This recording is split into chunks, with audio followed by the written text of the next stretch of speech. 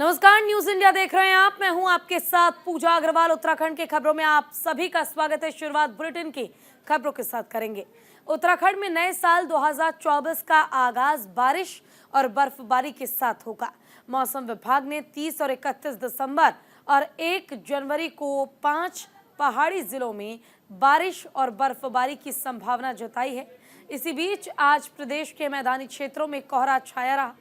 कोहरे के चलते देश के कई हिस्सों से देहरादून आने वाली उड़ानें और ट्रेनें, बस सेवा के साथ ही तमाम सुविधाएं प्रभावित हुई है।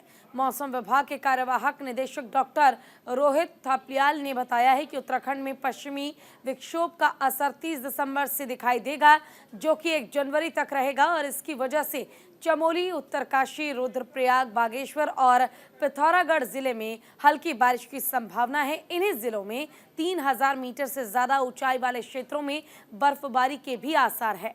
हरिद्वार और यूएस नगर जनपदों में सुबह और शाम कोहरा छाया रहेगा और इन जिलों में 3 दिन ऐसी ही स्थिति बनी रहने की संभावना जताई गई है। ज्यादा जानकारी के लिए हमारे साथ हमारे संवाददाता अनुज अवस्थी जुड़ गए। अनुज, मौसम का मिजाज अब बदलता नजर आ रहा है, जहां एक तरफ बढ़ती ठंड, दूसरी तरफ बर्फबारी और एक और भारी बारिश। मौसम विभाग की तरफ से जो अलर्ट जारी किया गया, उसको लेकर पूरी जानकारी। बिल्कुल पूजा, जिस तरीके से मौसम विभाग ने पूरे उत्तराखंड में अलर्ट जारी किया है कि जो मैदानी इलाके हैं, राजधानी देहरादून, हरिद्वार और उधम सिंह नगर, इन 3 जगहों पे जो है कोहरा छाया रहेगा और सूखी ठंड पड़ने की संभावना जताई जा रही है। इसके अलावा अगर बात करें पहाड़ी जनपदों की, अगर बात करें तो उत्तरकाशी की अगर बात करें, चमोली की अगर बात करें या पिथौरागढ़ की अगर बात करें, तो ये जो तमाम जनपद है, बागेश्वर की अगर बात करें, तो इन जनपदों में बारिश और बर्फबारी दोनों की संभावना मौसम विभाग ने जताई है।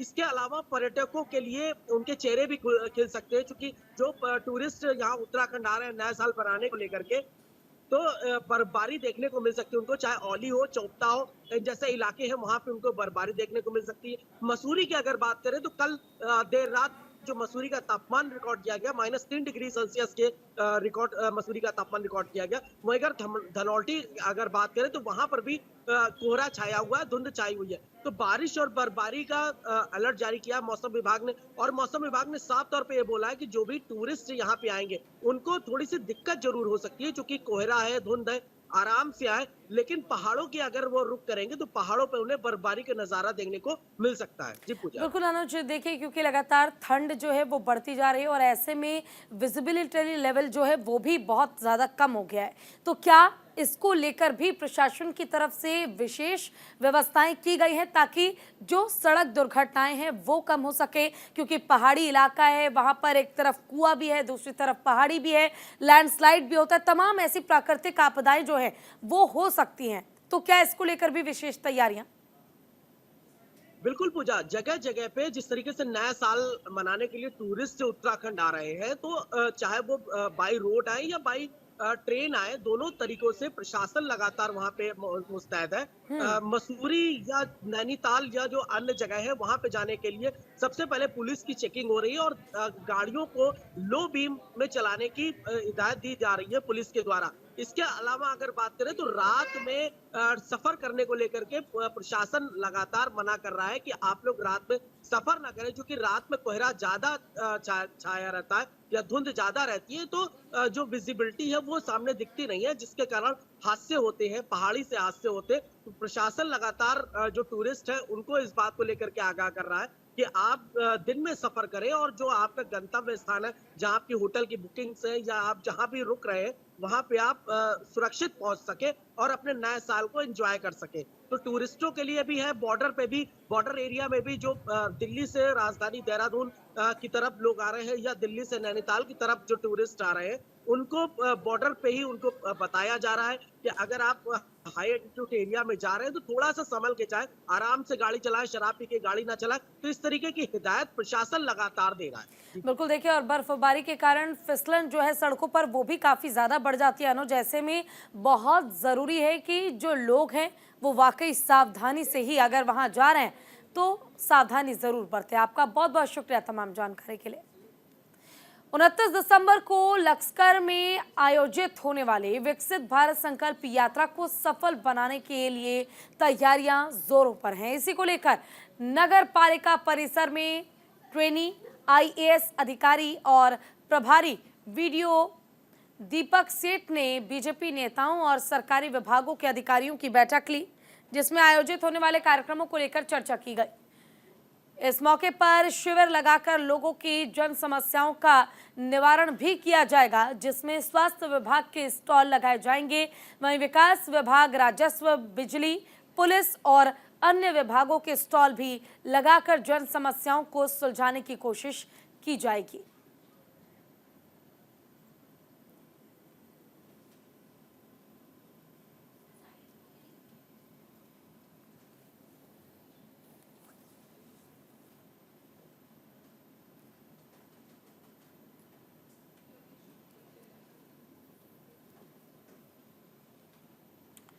तो वरिष्ठ अधिकारियों ने नेताओं और विभाग के अधिकारियों के साथ बैठक की। बैठक में कार्यक्रमों को लेकर चर्चा की गई है। शिविर लगाकर होगा समस्याओं का निवारण। लक्सर में विकसित भारत संकल्प यात्रा की तैयारियां जोरों पर हैं। वरिष्ठ अधिकारियों और नेताओं के साथ विभाग संग बैठक हुई है।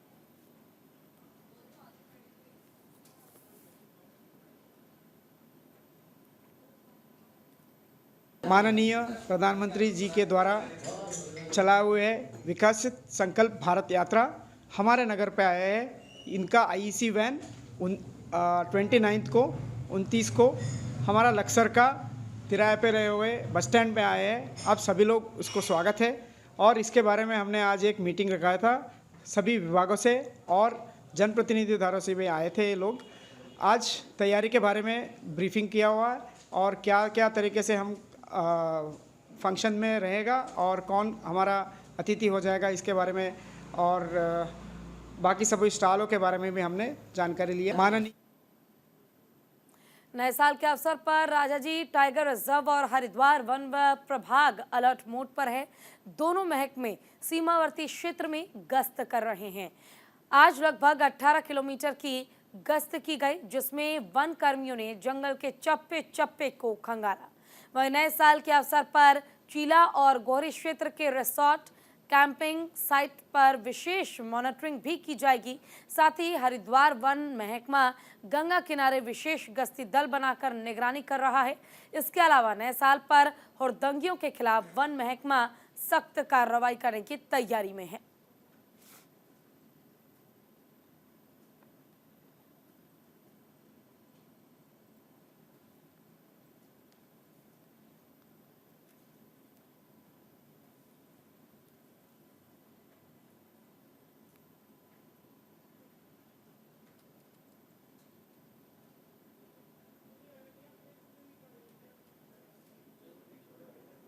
का मुख्य उद्देश्य ये था कि आजकल जो सर्दियों में हमारे शिकारी दल या और भी लोग सेंसिटिव हो जाते हैं शिकार की दृष्टि से, तो संवेदनशील क्षेत्रों को देखते हुए उन क्षेत्रों की आज हम लोगों ने जॉइंट पेट्रोलिंग की है, जिसमें हमारे उच्च स्तर से भी निर्देश मिले थे हमें किस प्रकार की आप पेट्रोलिंग संयुक्त रूप से करें, जिसके लिए हमने ये आज गश्त की। इनको लेकर के भी हमारी इस तरह की गश्तें आगे भी की जाएंगी। जैसे जहाँ पर हमारा चीला क्षेत्र है, स्पेशली चीला रेंज में और गौरी रेंज में 2 जगह रिजॉर्ट बहुत सारे हैं, जिसके लिए हमने पूरी कार्य योजना भी बना दी है, ड्यूटी चार्ट भी बना दिया है स्टाफ को लेकर के, और दिन और रात दोनों ही टाइम पर हम लोगों की गश्तें की जाएंगी। जो शीतकाल भी चल रहा है और ऐसे में आप गंगा तटीय क्षेत्र होने के कारण यहाँ पे जो है लगातार अब आप देख रहे होंगे कि शीतलहर भी बढ़ती है, जिसमें कोहरा भी हम लगा रहता है। और इसमें जो है कुछ आप विदित होंगे कि कुछ शिकारी गिरोह जो अवैध गतिविधियों को अंजाम देते हैं वो एक्टिव हो जाते हैं। इसी के मद्देनज़र जो है प्रभावी हमारे वन प्रभाग स्तर पर भी हम लोगों ने एक गश्ती दलों का गठन किया गया है, जो निरंतर प्रभावी गश्त करते रहेंगे जो भी संवेदनशील क्षेत्र। नए साल की शुरुआत को लेकर पिथौरागढ़ जिले के प्रमुख पर्यटक स्थल चौकोड़ी, पाताल, भुवनेश्वर और मुंशियारी सैलानियों से गुलजार होने लगे हैं। यहाँ तमाम होटल्स और पर्यटक आवास गृह नए साल का जश्न मनाने के लिए पहले ही बुक हो चुके हैं। वहीं पर्यटकों को लेकर पर्यटन व्यवसाय भी ऑफर देने की कोशिश में लगे हैं। पर्यटक आवास गृह चौकोड़ी के प्रबंधक दीपक पंत ने बताया कि नए साल के लिए पर्यटक आवास गृह के सभी कमरों की ऑनलाइन बुकिंग हो गई है। दिल्ली, गुजरात, मुंबई, बंगाल जैसे क्षेत्रों में पर्यटकों का पहुंचना शुरू हो गया है। नए साल जश्न के लिए सांस्कृतिक कार्यक्रमों के साथ ही कैंप फायर भी आयोजित किया जाएगा। पर्यटन व्यवसाय हरीश जोशी ने बताया कि नए साल में पर्यटकों की संख्या 20% की इसमें बढ़ोतरी की उम्मीद है। पिथौरागढ़ जिले के पर्यटक स्थल प्राकृतिक सुंदरता के लिए प्रसिद्ध है। यहाँ चौकोड़ी, पाताल, भुवनेश्वर और मुंसियारी जैसे पर्यटक स्थल हैं जो देश विदेश से पर्यटकों को आकर्षित करते हैं।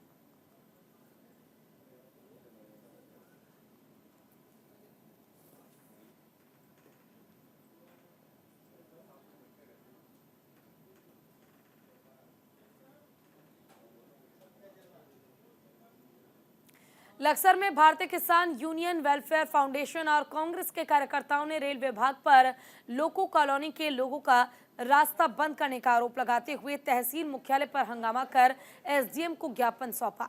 किसान यूनियन वेलफेयर फाउंडेशन के राष्ट्रीय महासचिव अजय वर्मा और कांग्रेस के प्रदेश महासचिव राजेश रस्तोगी की अगुवाई में लक्सर लोको कॉलोनी के कई लोगों ने तहसील मुख्यालय पहुंचकर रेल विभाग के खिलाफ प्रदर्शन किया। लोगों का कहना है कि रेलवे ने अपने ठेकेदार से उक्त भूमि पर 8 फीट ऊंची दीवार का निर्माण कराया है, लेकिन उक्त मोहल्ले में कुछ रिटायर रेलवे कर्मचारी और अन्य मोहल्ले के लोगों का रास्ता रेलवे की ओर से बनाई जा रही दीवारों से बंद हो चुका है, जिससे तमाम मोहल्ले वासियों को भारी दिक्कत उठानी पड़ रही है। और इस मामले में एसडीएम गोपाल सिंह चौहान का कहना है कि मामले की लेखपाल और रेल कर्मचारियों से जांच रिपोर्ट मंगवाई जा रही है, जिसके बाद कार्रवाई की जाएगी।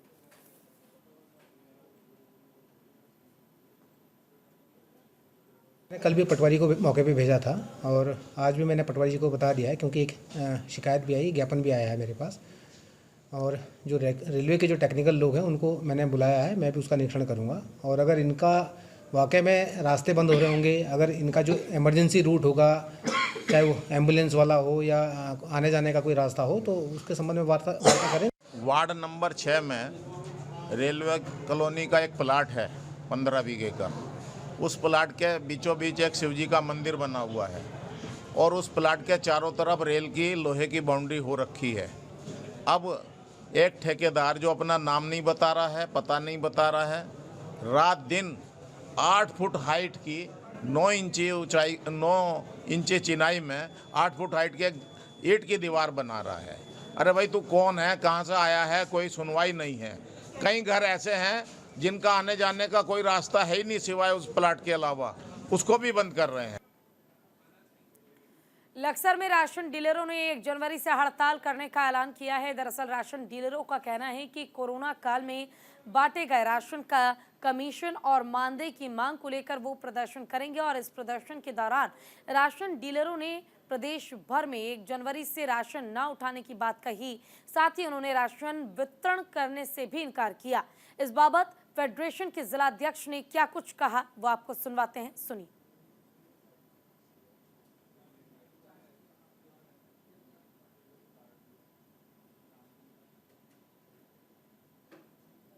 डीलर 1 जनवरी से हड़ताल पर जा रहे हैं। सीधे सीधे कहा जा सकता है कि न सिर्फ हरिद्वार, न सिर्फ उत्तराखंड, बल्कि पूरे देश में ये एक बड़ी हड़ताल शुरू होने जा रही है। ये कहा जा सकता है कि तमाम राशन डीलर कहीं ना कहीं अब जैसे हड़ताल पर जाएंगे तो क्षेत्र में राशन बंटने का काम भी बंद हो जाएगा। ये निर्णय क्यों लिया गया? आज हमारे साथ में all India fair price shop dealer federation के जिलाध्यक्ष नरेंद्र शर्मा जी हैं, उनसे बात करेंगे। चूँकि एक बड़ा आंदोलन करने की रणनीति बनाई जा रही है और इसे लेकर के आज ये तमाम क्षेत्र के राशन डीलर इकट्ठा हुए थे। शर्मा जी, मूल कारण क्या है आपका राशन की हड़ताल को लेकर के? मूल कारण हमारा जो है, जो हम कोरोना काल में 2022-2023 में जो हमने राशन बांटा था 7 माह का, उसका हमें वेतन नहीं मिला। इसके बाद 3 माह का वेतन, ये हमारा कमीशन ये हो गया, ये भी हमें आज तक नहीं मिला। और इसके बाद जो है हमारा 50,000 मानदेय की डिमांड है। हमारी तरफ से नौक बिचवाओ, मिट्टी बिकवाओ, कुछ भी बिकवाओ, हम बेचने को तैयार हैं, लेकिन हमें 50,000 रुपये महीना चाहिए। एक मजदूर हो जाता है तो 500 रुपये दिहाड़ी लेता है, लेकिन हमें तो 100 रुपये की दिहाड़ी भी नहीं पड़ती। ये जो हमारी हड़ताल है ये ऑल इंडिया हड़ताल है, इसमें हर प्रदेश का आदमी हमारे पास में आएगा और इसे कामयाब बनाएगा। 5,38,000 राशन डीलर हड़ताल पर चले जाएंगे। राशन बंटने की व्यवस्था ठप हो जाएगी। कहीं ना कहीं बड़ा आंदोलन करने राशन डीलर जा रहे हैं। और कैमरे के जैसा आपको मैं दिखाऊंगा ये तमाम राशन डीलर जो आज एक बड़ी मीटिंग यहाँ लक्सर में हुई है और ये मीटिंग लगातार हर ब्लॉक में करने जा रहे हैं। तो कुछ डीलर भी यहाँ से बात करेंगे। आप कौन से गाँव के डीलर हैं? जी हरचंदपुर से जी। तो ये सब आप सब लोग एकजुट हैं? जी। आपका नाम क्या है? मेरा नाम प्रमोद कुमार कहाँ है, ग्राम गंगनाथपुर से जी। नाम सोहनलाल, गांव फतवा। फतवे सर, ये तमाम राशन डीलर हैं, एक सुर में वो अपनी आवाज़ उठा रहे हैं और ऐलान कर दिया गया है कि 1 जनवरी से कोई राशन नहीं उठाएंगे। सरकार को देखना होगा किस तरह से मसला निपटेगा, क्योंकि अभी तो तमाम राशन डीलरों ने अपनी मांग पूरी होने तक ये ऐलान कर दिया है और निर्णय ले लिया है। देखने वाली बात है कि शासन कब तक इस पर यानी कि अब क्या निर्णय लेता है। Jasvir Singh, news India, Laksar. खबर देहरादून से है, जहां पर खनन माफिया अभी भी प्रशासन के लिए चुनौती बने हुए हैं। कप्तान के आदेश के बावजूद भी खनन माफियाओं के मन में प्रशासन के लिए खौफ नजर नहीं आ रहा है। ताजा तस्वीर देहरादून के विकास नगर कोतवाली से है, जहां पर अवैध खनन और ओवरलोडिंग का काम धड़ल्ले से किया जा रहा है। बताया जा रहा है कि खनन पट्टों की आड़ में नवघाट निर्माणाधीन पुल के ठीक नीचे अवैध खनन के खेल को अंजाम दिया जा रहा है। वहीं अवैध खनन से पुलों के कमजोर होने की आशंका जताई जा रही है, जिसके जिम्मेदार सिर्फ और सिर्फ खनन माफिया हैं। हालांकि स्थानीय लोग इसमें प्रशासनिक मिलीभगत का भी आरोप लगा रहे हैं, क्योंकि हाल ही में एसएसपी ने साफ निर्देश दिए थे कि अगर किसी भी इलाके में अवैध खनन किया जाएगा तो वहां के संबंधित अधिकारियों पर कार्रवाई की जाएगी। लेकिन यह आदेश भी अवैध खनन रोक नहीं पा रहा है।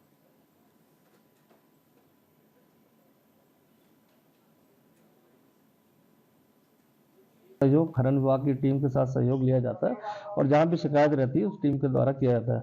क्योंकि अभी ओवरलोडिंग की जो बात बताई, फिलहाल से ओवरऑल इसको गोपनीय रूप से भी बीच बीच में चेक कराया गया है और अधिकारियों को भी भेजा जाता है। पूर्णतः जो है फिलहाल से इसका बंद हो रखा है, लेकिन अभी कुछ मार्गों द्वारा, जैसा आपके द्वारा बताया गया कि नदियां लगी रहती है, वहां से दिन में लोग खनन की कार्रवाई करते हैं, तो नेचुरली इसका संज्ञान लेकर जो भी न्यूज आती है, जो भी कहीं किसी माध्यम से सोर्स से आती है, उसका तत्काल संज्ञान लेकर टीम भी भेजी जाती है। लेकिन जैसा मैंने कहा कि ये खनन की कार्रवाई, पट्टे कहाँ लीगल आवंटित हैं, कहाँ पर इलीगल काम हो रहा है, इसमें संयुक्त अगर कार्रवाई होती है तो ज्यादा प्रभावी रूप से। हरिद्वार में जाम की समस्या से पुलिस प्रशासन भी परेशान है, इसलिए यातायात व्यवस्था में सुधार करने के लिए प्रशासन ने बड़ा कदम उठाया है। अब सड़कों पर ड्रोन कैमरों से निगरानी रखी जा रही है। सीओ सदर स्विपनल मोयाल ने बताया है कि एसएसपी ने सभी क्षेत्र अधिकारी को एक ड्रोन कैमरा सौंपा है, जिसको वो अपने मोबाइल फोन से कनेक्ट करके अलग अलग क्षेत्र की जानकारी अपडेट कर सकते हैं और सड़क पर वाहन खड़े करने वालों पर कार्रवाई की जाएगी। एडवांस तकनीक युक्त इस ड्रोन का कई प्रकार से इस्तेमाल किया जाएगा, जैसे रात को चोरी रोकने के लिए, स्कूल के बाहर मंचलों को चिन्हित करने और अधिक भीड़भाड़ वाले क्षेत्र में ट्रैफिक डायवर्जन और यातायात व्यवस्था बेहतर बनाने में भी ड्रोन की मदद ली जाएगी। इस नई पहल से हरिद्वार में यातायात व्यवस्था में सुधार भी किया जाएगा।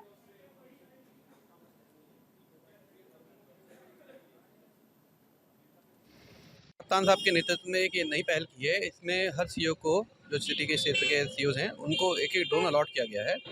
इस ड्रोन को हम अपने मोबाइल से कनेक्ट करके और इसमें लाइव फीड ले सकते हैं। जैसे कि शाम को पीट बाज़ार में मैं इसको यूज़ करता हूँ, जहाँ पे ज़्यादातर मोटरसाइकिल चोरी होती हैं, या फिर ट्रैफिक का नियंत्रण करने के लिए कि कहाँ पे ट्रैफिक ज़्यादा है, कहाँ पे ट्रैफिक कम है। इस तरह की एक्टिविटीज़ देखने के लिए हम लोग इसको यूज़ कर सकते हैं। जैसे 5 से 6 बजे के आसपास यहाँ पे राजा बिस्कुट चौक पे काफ़ी भीड़ रहती है, तो हमने इस ड्रोन को यहाँ पे सेट कर रखा है ताकि ट्रैफिक मॉनिटर करते रहें। और इसी के साथ फिलहाल के लिए उत्तराखंड की खबरों में बस इतना ही। खबरों का सिलसिला लगातार जारी है। नमस्कार।